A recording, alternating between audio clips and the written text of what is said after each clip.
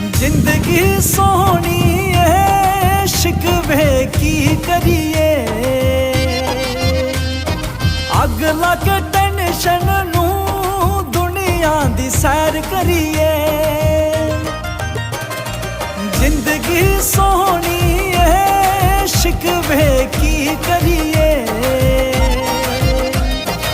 अग लग टेंशन नू दुनिया दी सैर करिए।